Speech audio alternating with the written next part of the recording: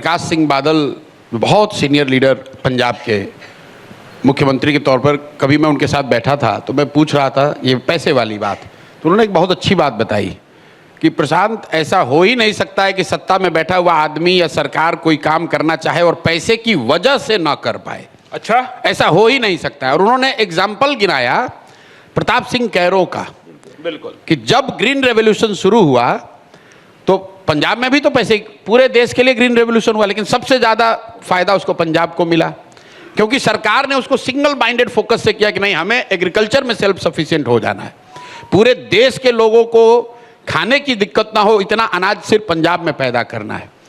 तो जब भी जिस किसी सरकार ने, आप top 10 chief ministers of India उठा के देख लीजिए, रामचंद्र गुहा ने किताब लिखी है, और उन 10 चीफ मिनिस्टर की आप हिस्ट्री उठा के देख लीजिए, उन्होंने सिंगल माइंडेड अगर किसी एक चीज़ को पकड़ लिया, वो चाहे कामराज हो, नंबूदरीपाद हो, महाराष्ट्र में चौहान हो, प्रताप सिंह कैरो हो, इन लोगों ने अपने राज्य में एक जो मुद्दा पकड़ लिया उसको हर हालत में उन्होंने करके दिखाया है।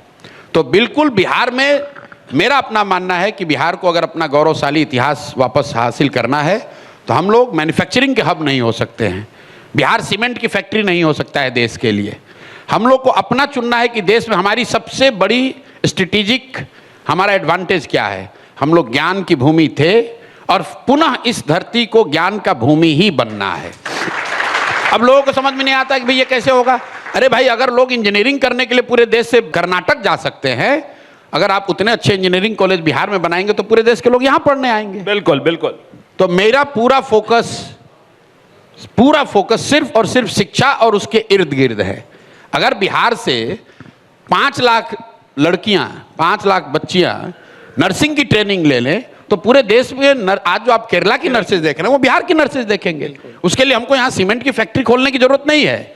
मैं हर प्रखंड में इफेक्टिव फंक्शनिंग नर्सिंग कॉलेज चाहता हूँ, मैं फार्मेसी चाहता हूँ, मैं पॉलिटेक्निक चाहता हूँ, मैं यहाँ पर यूनिवर्सिटीज़ बड़े चाहता हूँ, मैं यहाँ प्राइमरी स्कूलिंग की देश की सबसे अच्छी व्यवस्था चाहता हूँ। ज्ञान आधारित अर्थव्यवस्था की आप बात बिल्कुल, ज्ञान आधारित सर्विस सेक्टर से ही देश पूरे दुनिया में जो सबसे संभ्रांत सोसाइटीज हैं, they have invested in education and they have invested in service sector.